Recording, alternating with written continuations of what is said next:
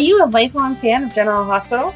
Are you a new fan who wants to know more about the history of the show? Do you enjoy talking about the show with others? Do you find yourself yelling at the TV? Is your self-care an hour a day in Port Charles? If so, we invite you to join hosts Amanda Kimmel and Shannon Coach at the place where all the hidden conversations take place and secrets are revealed. Meet us at Pier 54, a General Hospital fan podcast. Hello. Hi. Welcome to the General Hospital recap for June 21st through 28th, 2024. I'm mad at this week. Yeah. I'm very mad at this week. So for Port Charles Pipeline, we did receive one email. Let me get it. Jordan for Congress. Nice. Hello, ladies. Your thoughts on Drew running for office were so much on the same track as mine. I totally agree that Drew is getting this shot based on Jordan's ideas and his family name, obviously. Jordan should definitely be the one running for Congress. But I think she's going to get a different political opportunity. Mayor. If Heather's sentence gets commuted, many people in Port Charles are going to blame Laura. I bet Jordan will have people like Portia, Curtis, and Stella arguing Jordan to challenge Laura for her seat. That's a good point. Yep. And that is from Kimberly, from Kim. Love you guys. Stay school. Stay cool, not stay cool. School. Did you have be cool, stay in school? No. In elementary school? We had a little be cool the penguin. Oh my gosh, I'm looking this up. Be cool, stay in school. Why did that many people drop out in the 70s and 80s that's what we had to be told all the time in the 80s was be cool, stay in school? So what do you mean you had like a day about it? Like what was your day? It was a theme.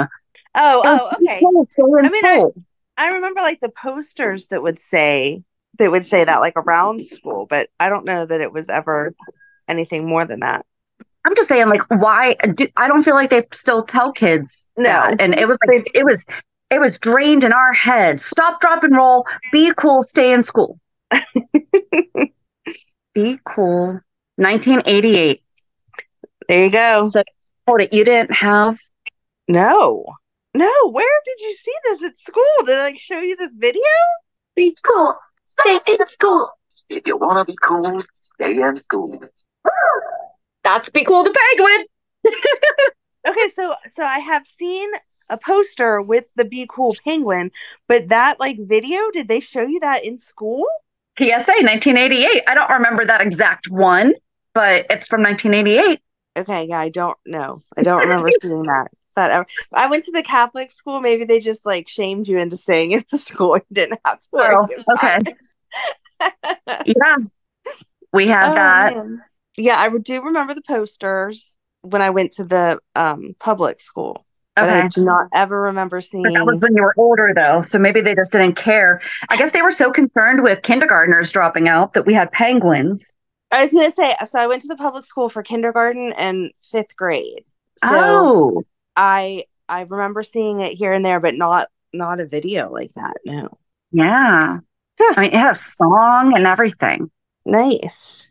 So that was really it for the Port Charles Pipeline with people writing in new casting credits, new pictures. Mm-hmm. They already removed Micheal Easton on Thursday, even though that was his last episode. He wasn't even on the opening credits. Right. Like, use his old picture. It's okay for one day. Yep. So if you didn't know, which we didn't know until I was more upset about the fact that it was being talked about Wednesday night. Yes. Because you were prepared for it Thursday. Yeah. And it's Micheal Easton has left the show. That was it. I don't understand. And part of it is because of not knowing. Like, I've seen different articles that said he left because he wanted to. And then I've seen other articles that said they just kind of like wrote him out and that was all. But I don't understand. If he needed time away, like there's your 3 months to go to rehab. Whatever's going on, you could, even if he ended up leaving after the 3 months, that gave you time to come up with a different story. Like he met someone in rehab or he talked to someone in rehab and family member in California has this crazy disease and he's moving to California to get a job there and solve their infectious disease issues or whatever. Right. They could have waited to write him out until they saw if he wanted to come back after the 3 months, if it was his choice. I don't know why we just wrote him out. And then that obviously means that, like, what are we doing with Violet? I mean, she's obviously going to be staying with, she's going to become Brooklyn and Chase's legal, okay, they will be her legal guardians. Right. But I'm just sad at the way that it was done. Again, I don't know the ins and outs of if he really wanted off or if they just decided to write him off or what happened. But I feel like it was too soon after losing Gregory that now we're losing Finn too. And it's just not fair. It's not. And we just said how great of a storyline this is. And they're finally using him to his capacity after, I'm sorry, I liked Finn. I had hoped that he would have started the neurodiverse conversation that like we had talked about when he first came. Where's Roxy? Where's Roxy? Right. We never saw her in the apartment, and who's taking care of her? And we never saw Violet saying, well, you're sad. Here's your emotional support animal, because that's what Roxy, man, so is Roxy moving into the Quartermaine mansion too? Like, what's happening here? And that would have been a normal conversation. Do you get to take Roxy with you to the place that's going to help you stop drinking, or making a big deal? Or making a big deal to Chase and Brook Lynn that they have to go get Roxy and bring all her stuff there. Yep. I don't understand it. I mean, I think he's a great actor. I really wish that they had done more with him, I guess. Right. I feel like this was the point that they could have done anything with him. Like, if they wanted to keep him around, not that I wanted to watch them destroy his life, but they could have let it get a lot worse before he ended up in rehab. That would have showed his acting skills amazingly. Mm-hmm. Or they could have turned it around really quick and showed his skills that way of how he's coping and pulling through and whatever. It just, I don't know. I really hope that it is true that he wanted to leave on his own and that, you know, there's something great going on in his life that he needed to focus on. And that's why he's not there. Because if they just cut him out to cut him out, it does not make any sense. No. Let's get through the rest of the intro, and then we'll just jump into that one first if you want, because there's a lot. But Blaze and Natalia are both on the opening credits now.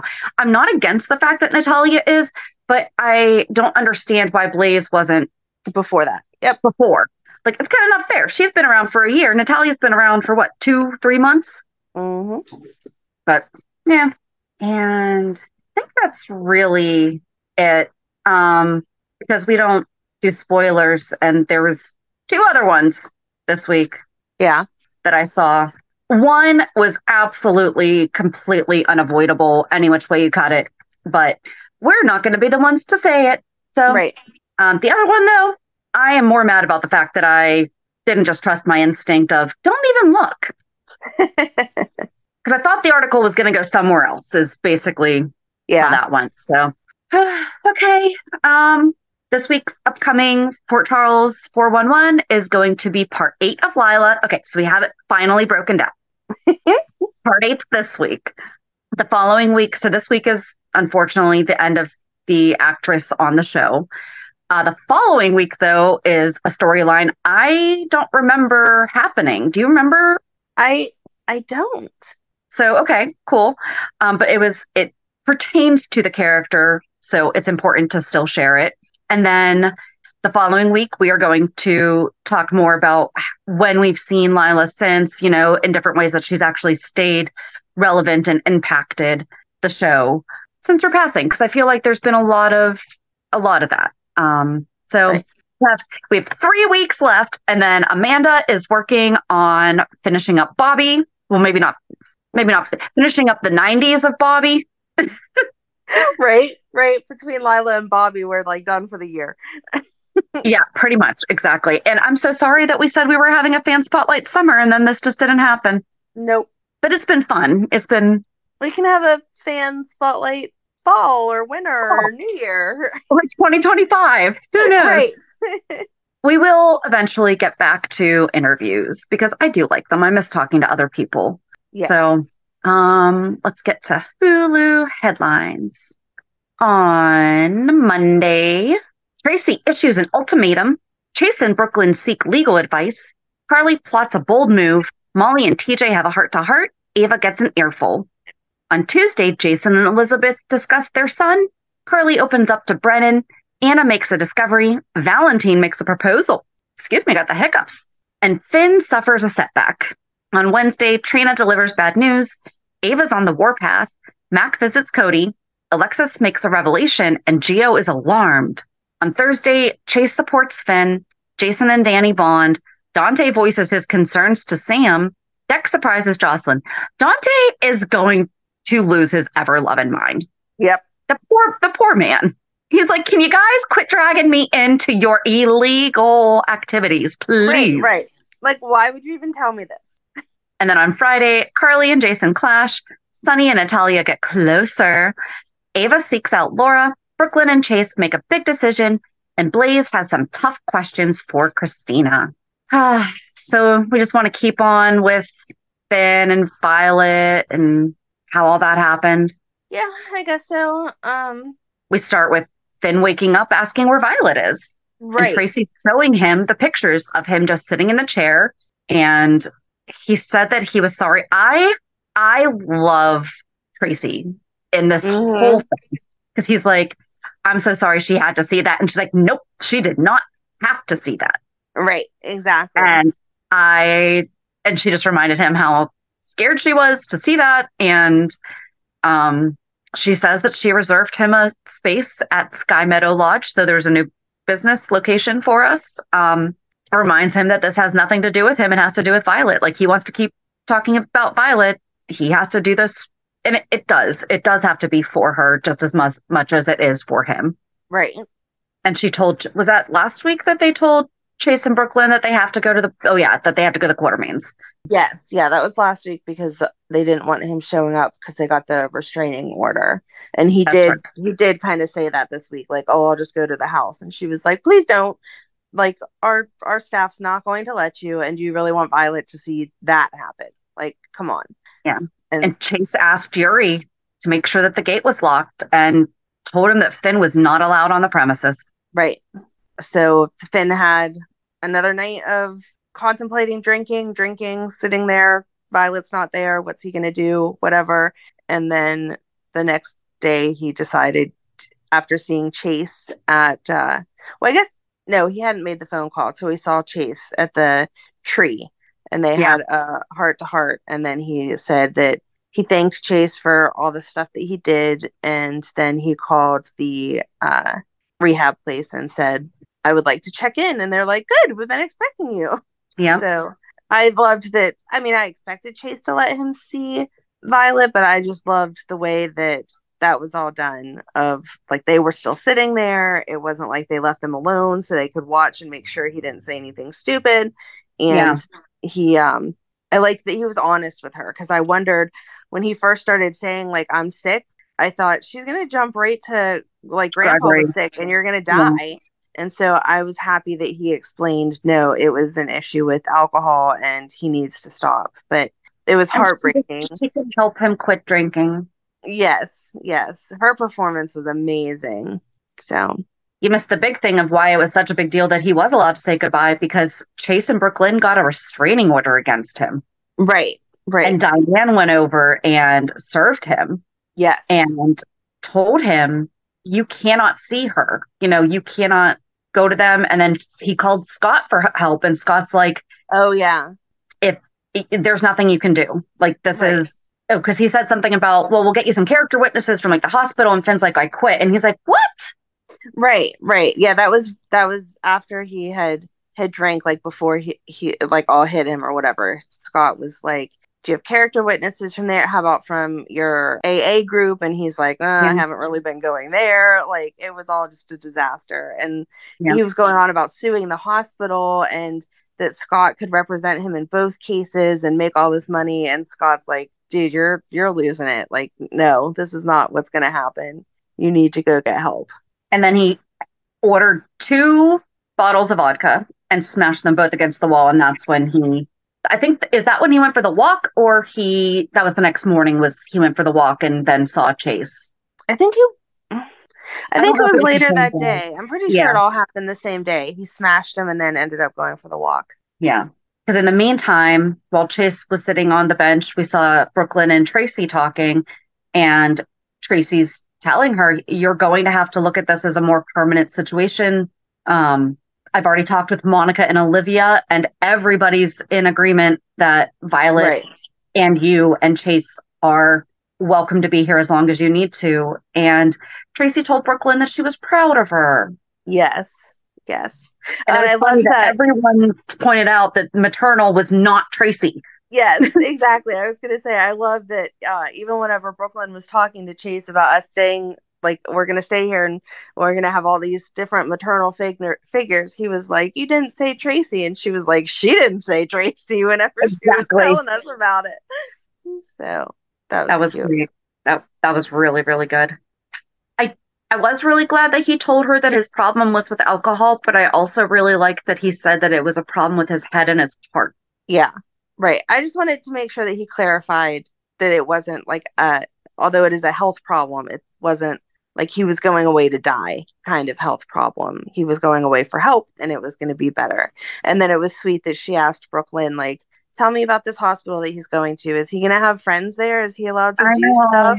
And she was like, yeah, the people are going to be so nice, and he can go for walks and he can do this and that, and like really made it sound like a very nice place. She was like, camp. Right, exactly. She was like, he's not going to want to stay in bed. There's going to be so many fun things to do. So yeah, that was sweet. He did say that he was proud of her for calling Tracy, but I was more happy about the fact that he drove home the fact that he is not her responsibility. Right. Because she just kept saying, I could take care of you. I can help you. I'll go with you. I'll show you not that you shouldn't drink. And he was like, yeah, no. We can take care of each other. Yeah. That was really good. And she gave him a bracelet and it wouldn't fit on his hand. Part of me really wants to know if that was actually written or if that was Joe Fiel giving Michael a bracelet. I'm sorry. Right. No, I'm sure that those scenes were extremely difficult for both of them to film. Yeah. Well, both of them. And he just started on Instagram, and now he's leaving. Right. But he posted a video saying, oh, you know what? I'm just going to pull it up because I think it's funny. It's not funny, but it's funny. He's also going to be the guest star on today's State of Mind. Nice. Oops. Helps if I turn on the volume, huh? Okay, hold on. I've always been partial to the Irish goodbye. That's where you leave the party without actually telling anyone you're gone. But I thought you all deserved better. So I just want to let you know I just filmed my final scenes here at General Hospital. I've loved every minute that I've been here. I want to thank the entire cast and crew for allowing me to share the stage this past 10 years. Most importantly, I want to thank all of you for the kindness and love you've shown me and my family. I won't ever forget you. And as I walk out here for the last time, and with apologies to the great Lou Gehrig, I feel like the luckiest man on the face of the earth. I'm going to miss him. I know. 10 years. That's. And then Joe. You're so cute. Try not to cry. I just feel bad. Yeah. No, I agree. Like what you were saying before. I've been torn because they didn't let it get that bad. But then I remember that it was that bad, though, when he was with Hayden. So. Right. So this is nice to see that he relapsed and is taking care of it quickly. She's been on for 5 years. Wow. And she posted, how do I say goodbye? Michael and Joe Fiel have been working together on General Hospital for 5 years now, over 100 episodes. Today's scenes were absolutely heartbreaking. Were an absolute heartbreak. Joe Fiel doesn't lose sight of the possibility of her parents coming back to her GH life. The scene was way too familiar from the ones that she experienced in her first few months on set as her TV mother went through what felt like the same door, saying goodbye and never returning to this day. Exclamation point on that one. Poor Violet lost everyone. Joe Fiel was genuinely very sad. Her chemistry with Michael on set was amazing from day one, as she always insisted to fix his hair before each take as a 5-year-old. Now she's 10, and tears were pouring. It was a very hard day on set, and everyone was tearing up. She managed to get through it like a pro. It was very emotional and also amazing, like a grown-up scene. Michael, I speak as a mom today who has been there on set every step of the way, being so thankful for you and Rebecca Budig's incredible love and instant connection with Jophiel. There is something to be said about TV families, and even more on a show like General Hospital, where the families have such a real bond as they are part of a long-lasting legacy. Like Jophiel does, I really hope you get to come back. Never say never. We love you, Michael, and we thank you for everything. See you soon. Hmm. And she wrote him a little, like she drew him flowers. And it says, I love you. And then like on the inside of the card, it says, I just want to say, I really hope you come back in 3 months. I love you. So the whole thing just stinks. Yeah. But I'll have my fingers crossed that whatever's going on changes and he does come back in 3 months, because it would make sense. I'm just glad we didn't have to see her go through seeing someone not care about how it's hurting a child, and then growing up to have issues because of it. Yay. Who wants to guess where my issues come from? I know I don't really talk about it, but I was probably just about her age. I know it's a show. But I mean, it's supposed to mirror real life. That's the reason that we get so invested in it. So it makes sense that things that are true to our lives would resonate so much with us. I'm a little jealous of Violet right now, but that sounded horrible, but you know what I mean? Like, yes. Because she has all those people that are stepping up to care for her. 10-year-old Shannon is like, dang, people do that? Yeah, she's definitely well taken care of. Yeah. Okay. Oh, and then how cute was when Brook Lynn and Chase finally like got her to bed and everything, and then Gio came down and he's like, yeah, so I was practicing and I guess Violet heard me and then couldn't find her way back to bed. So I got her to her room. Chase goes and checks on her. And then when he comes down, Brook Lynn's sleeping. And then they talk about what Tracy had offered. Or had they already started talking about it? That's when, that's when Gio came in. Yeah. But then he says, I was thinking about it because I get it.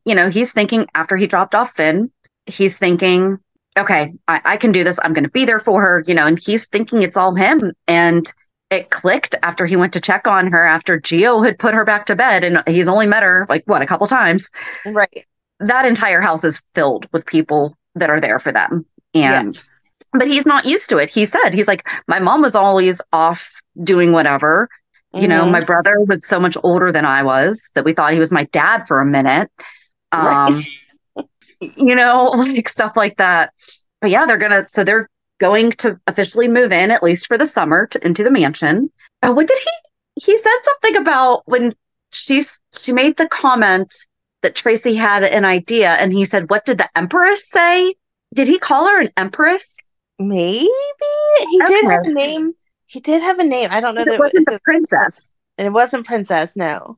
I'm confused as to how Sasha and Cody don't know what's going on. Right? Like, are they just the help now? Like, is that just how we're... Yeah, I didn't understand that either. She's cooking for all of them. She has not heard, like, oh, make an extra plate for Violet. Like, come on. Or, well, no, she knows they're there. They don't know why she's there, though. She's like, I overheard Violet, and she just seems sad. And then I overheard something. Like, they didn't actually know that anything was happening. And I understand maybe not running to it, but I feel like exactly, Yeah, like, FYI, Violet's going to be here for a while. Here's a list of her favorite things. And you would just naturally be like, oh, that's nice, but, like, why is she here? And is everything okay? Right, exactly. Yes. So, I don't know. So we're not going to think it's weird at all that Michael, Sasha, Brook Lynn, and Chase are all now living at the Quartermaine mansion. Nope, it's perfectly normal. Cool. Okay. But yeah, then Mac came to apologize to Cody for thinking he was a con man that could not be trusted. Yeah. I was mad that he didn't take his opening there and tell him. He's been hawing around the fact that he feels bad. He hasn't told Mac the truth for a while now. And there's Max saying like, oh, you really have become an important part of my family for the kids and everything. And he's like, yeah, you're welcome. No problem. So I didn't think about this when we were just talking about him. So dog Cody is sitting right next to me. So every time we keep saying Cody, he keeps like perking up. And I'm like, Aww. We're not talking about you, sweetheart. But we can find you a girlfriend named Sasha. Shannon's going puppy shopping. But right. And I mean, and Sasha basically said the same to him. It was, why didn't you say something? You know, it's right. Like, how much more of an opening do you need than that? Right. There's never going to be a perfect time. Like, Mac's never going to come back and be like, are you sure you're not my son? For you to answer the question. So just throw it out there, man. Yeah. It's frustrating. I think the only other real thing with all of that is just Scott immediately went to Liz and told her, hey, Finn called me, told me some stuff. I will always be here for you and the boys. Right. Like that was great. Yes. Heartbreakingly great. They did, even though we're not happy about the fact that he's leaving or gone now. Yeah, they did a good job with it. Great job. Yeah. Yeah. And it's open. So it's he's not going to be gone forever. Maybe we'll see him in 3 months. I hope so. Where do we go from there?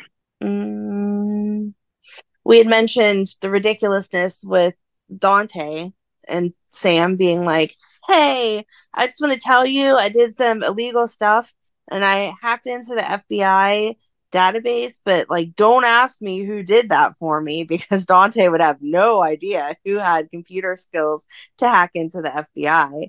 And he's like, thank goodness they didn't delete it, because they would have noticed that one. Right. And he's like, you don't think that it's going to pop up somewhere that you used Agent Kate's ID to log in when he knows he wasn't logged in? You don't think it's going to pop up that you went right to these files and listened to this and whatever? And she's like, no, it's fine. No one can see what Spinelli does. Everything is great. Which, again, didn't say Spinelli. No one can see what my friend did. It's fine. And he's like, do you realize you're going to go to jail and be away from your kids? You're mad that Jason chose to be away from your kid for 2 years and you won't let up from this. So you're going to end up going away for way longer. Yep. How is that justified? And you just told me and made me like an accomplice to all of it. Right. Between Sam and Sonny, he's like, guys, I'm a cop. Right. He's like, I tried to give my badge back and everybody was like, no, you can't. And now you just keep spilling all this confidential, illegal information to me. Please stop. And not even like a little crime. It's a federal crime. Right. So now he's an accessory to a federal crime. Yes. If she anything didn't even use the hypothetically. You're supposed to say hypothetically if someone did such and such. She didn't even use the hypothetically. She's just like, yep, me and my friend broke into the FBI. It's fine. And she even admitted that the reason she did it is because she was upset that Jason put Carly before the kids. Right. But then were they having that conversation while Jason and Danny were together? Yes, because she was mad. She got home and Danny was supposed to be the only one that was home. And Dante was like, oh, his dad picked him up. They're going to the gym. And so then her whole focus was she just hopes that Danny doesn't find out that he left for Carly. But it's like, no, she's more angry that she feels like he wouldn't do that for her. It's not about the kids. It's her jealousy over Carly yet again. Right. But the thing is, and we talked about this last week, he would do the same thing for her. Yes, absolutely. But I know we were bummed when Jason had to leave and was like under the rubble and everything. I am glad because they didn't have him really be a father the last time he was on after he came back. I'm loving this picking up Danny to go to the gym. The gym was closed, so they go to the garage. By the way, cleanest garage like I've ever seen. And Danny changed the oil and Jason guided him. And like they talked about it. And Danny's like, oh, did you do this with your dad? And he's like, no, Alan fixed people. I didn't learn how to do this until after my accident. And then they talked about the accident a little bit. And Jason's like, no, it's just really important to know because you never want to break down. And, you can definitely see where Sam's talking about that Danny is excited about some of the situations that he probably fantasizes his dad gets into. Right. But Jason's not leading on to anything. And he's like, well, yeah, you never know where you might be. Right. He He did a was like, very you good never know if job. someone's chasing you. Right. He like didn't ignore the questions, but at the same time he wasn't like, "Oh, let me tell you all about my mob experience." He was like, "Yeah, I've made some different choices. Things have happened since my accident and stuff, but no matter what vehicle you're driving or what's going on, you should know how to maintain it." And just kind of went with it and said to him, "You can ask me more questions, but we should really get on to doing this oil change and stuff." Mm-hmm. So he's not trying to say don't talk to me about any of it, like you're not allowed to ask questions, but he's not going to sit there and glorify it like, oh, I'm a wonderful person for all my dealings with the mob, which is exactly how it should be. Like, obviously not to the extreme of a mob, but as a parent you're like, yeah, I've done dumb things before. I don't want to sit here and broadcast them, but at the same time, if you ask me point blank questions, I'm going to try to be as honest with you as possible, because I'm human too, and you need to learn from my mistakes and take the advice that I was dumb enough to end up having to learn. Right. Yeah. And Jason tells him that he can do anything. And Danny's like, except for algebra. And he's like, oh, I can. Who knew Jason was good at algebra? And he's like, well, I have to use it a lot. But then Danny's like, oh, well, do you play basketball? And Jason's like, not so much. He's like, well, I can almost dunk. And Jason's like, I can't wait to see that. And then we had seen him with Liz asking if Jake still likes the Woodchucks, and oh yeah, they're still his favorite team. He's like, okay, great. I think I'm going to get tickets. Do you think he'll come with me? And she's like, I'm not getting involved. I hope he does, but I'm not going to make him. Yep. And I was like, oh, I love it. I love it. I love it. And he's like, well, I'm going to buy the tickets and we'll see how it goes. Yeah. And she even said, like, you don't need my permission. And it's interesting to see, you know, Sam is, he did tell Danny, I'm not taking you on the bike until we talk about it with your mom. Yes. I was glad to see that, because when they first walked in, I was like, no, he is not taking him on a ride without saying something to Sam first, because I would flip out if my ex did that with one of my kids. Yeah. But then Liz is like, you don't have to ask me to have a relationship with your son. Like, he's your son. Right. And I think Dante had absolutely no problem with, no, he's going to see his dad. Right. You know? Even whenever they got home, he was like, oh, my dad's so cool. No offense, Dante. And Dante was like, no, that's how it's supposed to be. You're supposed to think your dad's the best.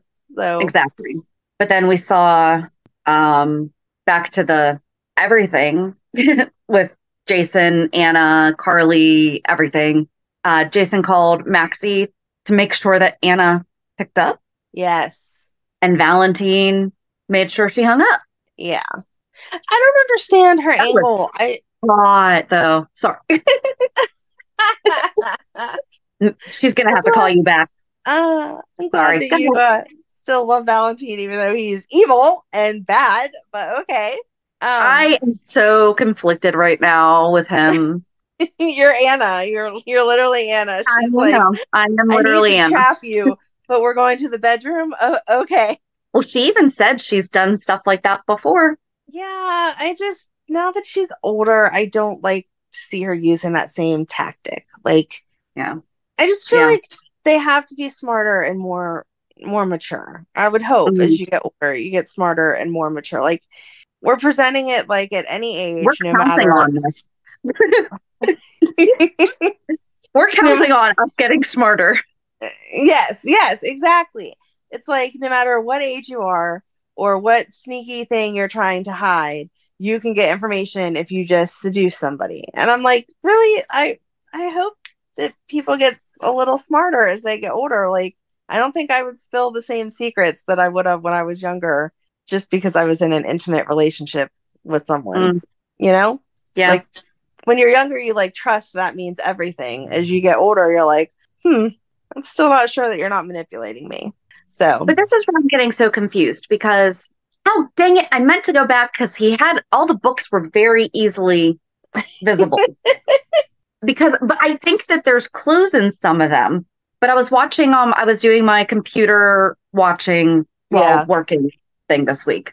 And because again, after I saw the stuff about Micheal Easton, I was like, seriously. Right.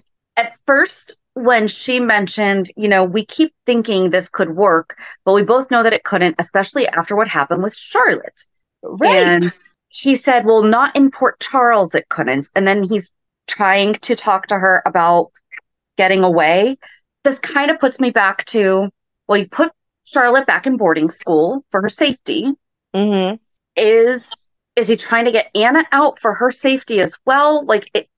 I've said it now like a million times. There has to be a good reason for all of this. But then for a second, I thought, oh my gosh, is he trying to punish her for what happened with Charlotte? And then I was like, no, because we've squashed that, Right.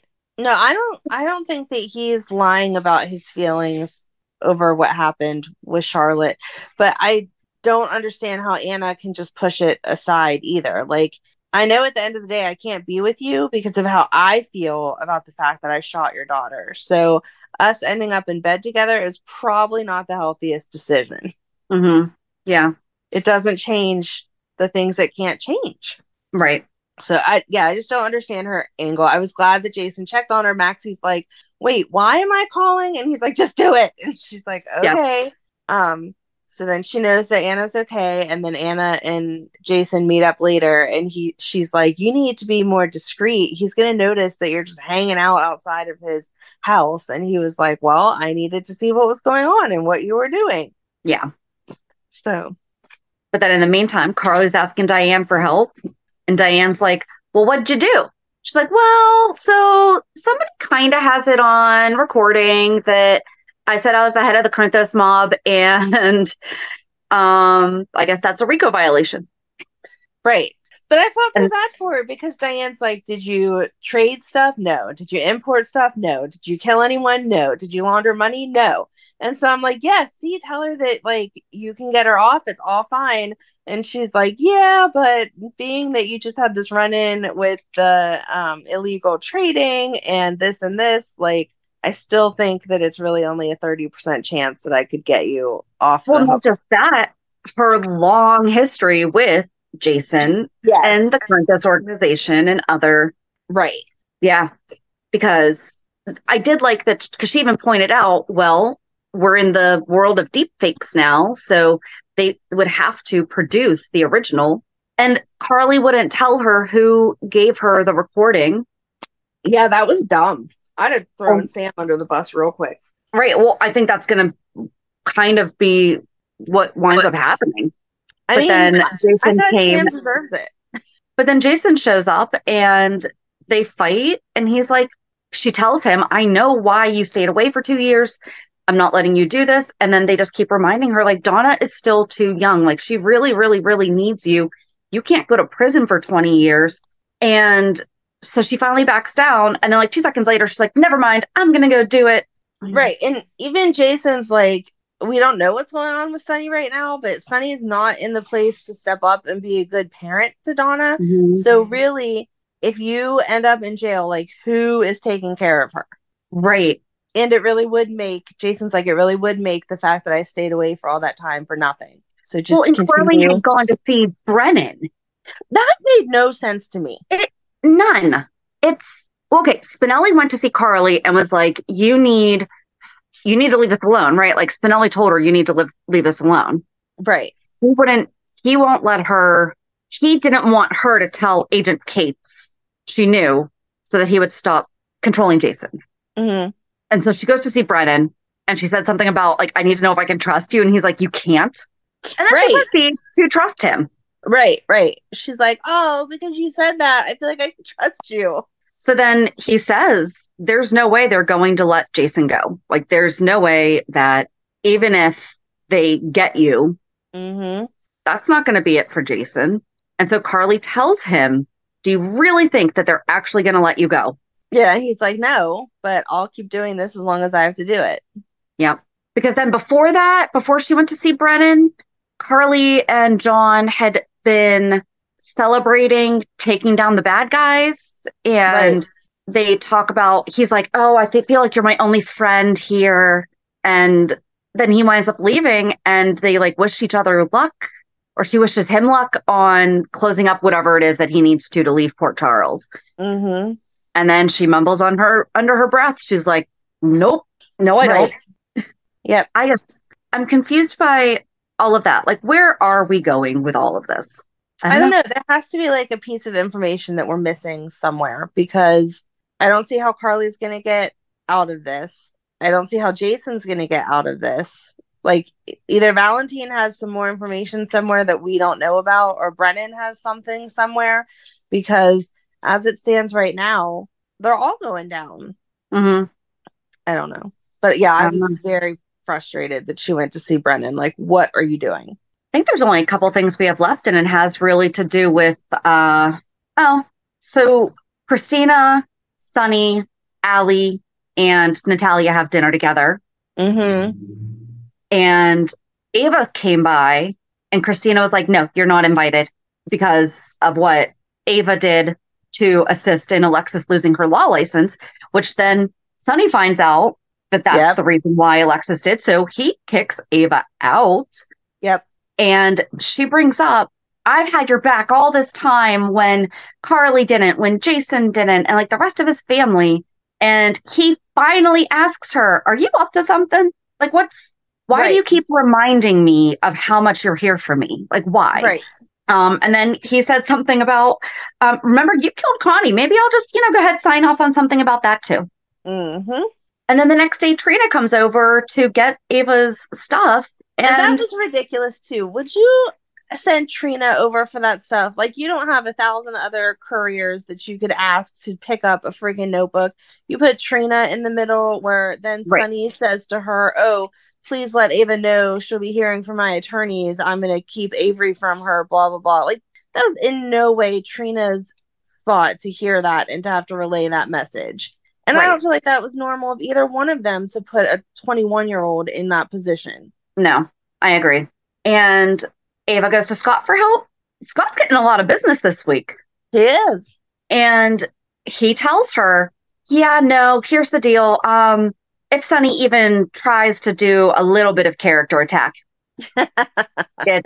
you're not going to win. Remember, your last name is Jerome. Right. So then she kind of does a backup, and I guess he is going to, because then she asked Laura for help being a character witness, and really played up the fact that Sonny has been delusional lately. And Laura's like, I've noticed that too. I've noticed that he's not the person I thought he was. But yeah. So Laura did agree. Yeah, but she played it off, right? She does know about that attack at the wedding, right? I don't think she did. That's right, because Ava told her, because the look on her face, she didn't, I don't think Laura ever saw Dex. I wasn't sure if Jordan had told her. Because then she was really surprised that Kristina had seen it. Right. And at first she was like, I'm not getting involved in this. And she's like, because she also said what you said earlier about between the two, right now, Sonny is too erratic to be taking care of Avery. So, and she even pointed that out though to Ava. She's like, yeah, right now between the two of you, it has to be you. Yeah. And they talked a little bit about Nicholas and how no one's heard from him and blah, blah, blah. But then we see Sonny and Natalia having drinks at the Metro Court. And I was so confused by their entire conversation, because they keep talking about like how they've both been betrayed by so many people and forgiveness. And Sonny's like, I try to forgive. And Natalia's like, I do too. First of all, why are they having so much glass near the pool? Like, she was in the pool and like, sorry. Nope.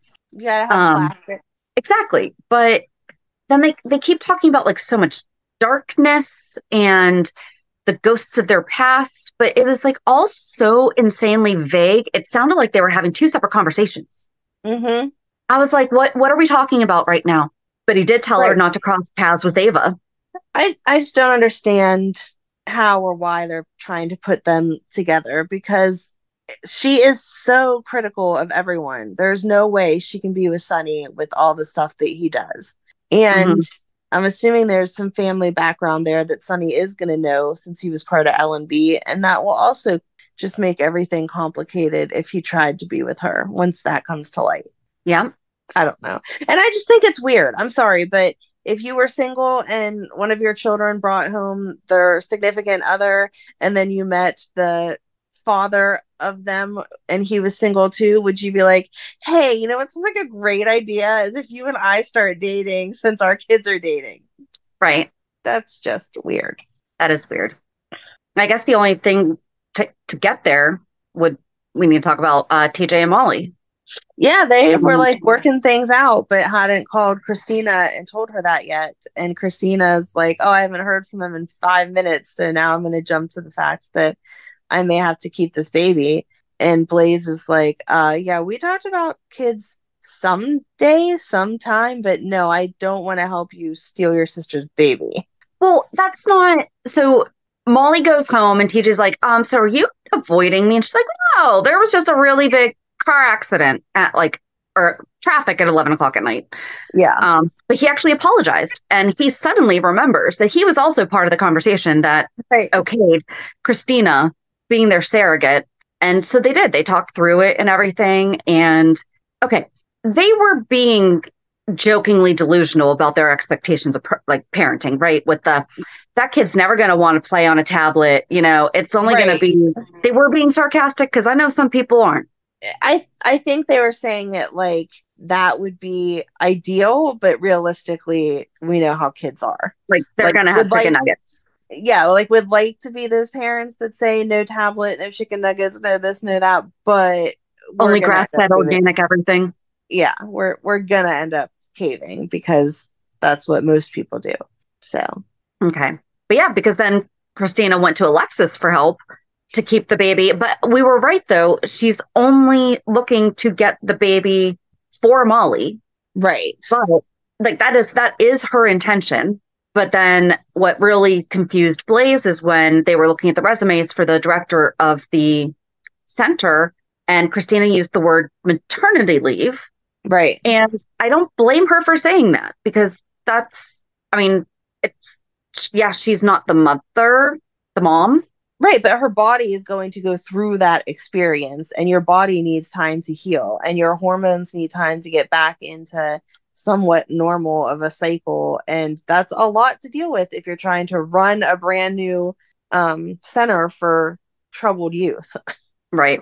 And so that's where she was like, wait, maternity leave? Like, why don't you just take family medical leave? And it's like, yeah, but I understand where Kristina said it. But then as she's talking about this stuff with I always just say Blaze. We know that her name's Allie. You know, we know that that's what Kristina calls her. So if we jump back and forth, it's no disrespect for anything other than we just keep forgetting. She straight up asked her, are you going to try to get custody for Molly? Mm-hmm. And she's like, yeah, because she has no right to this baby. Right. That's what she said. Like legally, Molly has no rights. And it's not fair that I carried this baby. I didn't do it because of how much I like TJ. I did it for my sister. And so I want to make sure that she has her baby. But then she threw out the hypothetical of, okay, so what if this doesn't go the way that I want it to? And but Molly still needs a co-parent, you know, what if, you know, see, that's how I thought she was saying because she said, you know, you mentioned before you wish this baby was ours. What would you think? I took it more as if TJ and Kristina separate, or TJ and Molly separate and she has to fight for custody of the baby, obviously she's going to have to do some kind of a parenting, even though she pretty much wants her sister to raise the baby. That's where I'm so confused. What can happen? But I'm glad to see it sounds like it's really not going to be an issue. But you're right. They need to kind of tell Kristina that. Right. Exactly. That should have been, hopefully that will be what we see next week is Molly calling her and being like, hey, TJ and I had a long talk. He even said he was overreacting. He owes you an apology. We really appreciate what you're doing. And we did make this decision, you know, just like you're having feelings and hormones and all that kind of stuff because of what you're going through. We have our side of it too, where it's getting closer and we're freaking out as new parents and maybe not being 100% rational. When are they having the baby shower? I don't know. Why aren't they having a baby shower? Maybe you don't do that if you have a domestic partner. It's not about them. It's about the baby. I know. Aren't they painting the nursery like some very neutral color. Didn't they have a conversation about that? I honestly don't remember. I feel like they're low key about it. Well, I guess I don't know. Like, why is it Alexis? Maybe because they are using a surrogate, and because the surrogate is Kristina. Maybe they don't maybe they'll want. have a welcome party. Yeah, my son was at my baby shower because he's end of April is when he was born, and one of my sisters was graduating from college, and my family was coming down from Boston, and I was like, I want them to be at my baby shower, so we're gonna have my baby shower when everyone's down here. Oh, nice. Because it was only a month, right? And so he had little khaki shorts and a little vest and a little bow tie. It was adorable. Oh. And now he's 22. All right. Ugh. I guess that's probably a good segue. I don't think there was anything else. No, I don't think so. Oh, we saw Joss for a minute talking to the Dex, Joss. They're gonna have a date and see where things go. I like how they are fixing her. Yes. And I don't like throwing around the word but they are fixing her, and she is owning it. She is saying, yes, I realized I'm kind of a jerk. Mm-hmm. So yeah. But anyway, that is a good segue into reality check. Reality check. What was your reality for this week? I honestly have no idea. To the calendar. I just feel like I was nonstop all week. Oh, we went to the AJR concert. That was Tuesday. That's right. So I took my daughter to her first concert 2 years ago, and it was AJR. And then when they were coming back, she really wanted like Auntie Erica and JD and her brother to see the show. And so we went, and they put on such a good show. And like before I went to the first one, I knew a couple songs, but I didn't really know a lot. And then she's kind of spoiled because if she goes to another concert, she's going to realize they don't put on shows like that all the time. Yeah. And they actually came out into the audience, and not just in the way that, I mean, a lot of artists come into the audience, but they actually took seats, sat down in the audience, and played a couple songs. And it was really, really cool. So that was a good time. And then we just took a drive up to the top of Mount Washington and looked over the city. That was pretty much it. Yeah. How about you? I'm boring. Sorry. No, I'm pretty boring too. Madeline was at the Vacation Bible School. It's super popular around here all week. So She was entertained, and I just kind of tried to focus on like cleaning up the house some. Megan got her first big girl job. She got hired by one of the local school districts to be a support person for the autistic classroom. So I'm excited. I'm excited for her. I think it'll be. You text me, and now I'm thinking, I'm like, because I think I was driving when you text me. Did I respond? Yeah. Okay. Yeah. Okay. Good. Yeah. I think it'll be a good fit for her, and a good like what direction she wants to go, and if that's something she wants to stick with, if she wants to go on to some type of therapy provider, if she wants to be a teacher, like, just to get in there and see what she's going to do. So I'm excited. She's like in charge of making sure that like their IEPs are followed and that kind of stuff. So it is a very grown up job. And so she'll start whenever school starts. So I'm happy for her. Hopefully it will help her grow up, and she will be a good influence on the kids that she gets to help. So that'll be good. That. Yes. And I don't think there's anything. Oh, I chopped my hair off. Oh, that is so cute. Thank you. It looks cuter whenever it's like done. Like I did it Thursday, and like she took the time to like blow dry it all and straighten it all and whatever, and it looked really, really pretty. And then I had to take a shower, and afterwards I was like, I don't feel like taking the time to straighten it. So next time that I see you, it'll look like all cute again because I'll take the time to do it. But I just needed a change. So chopped it off. I need a trim. The night that I was supposed to be getting my hair trimmed was the night that Erica tore her ACL, and I just never rescheduled. Oh, that's awful. So I'm actually due for a trim from what that appointment would have been. So there you go. There you go. So I'm like months behind. Yeah, I'm the worst. Like I'm just the worst. That's one thing I do not schedule regularly for myself. And the girl that's cut my hair has done it for 20 years now, and she's like, you you wouldn't feel like you desperately need a haircut if you would come in regularly and let me just get some of the bulkiness out because my hair is ridiculously thick. And I'm like, yeah, I know. I need to get better about that. Like, add it to the list of things that I need to just be better at being a growing up about. But yeah, she cut it and took out a bunch of the bulk. So I feel like refreshed. So Love it.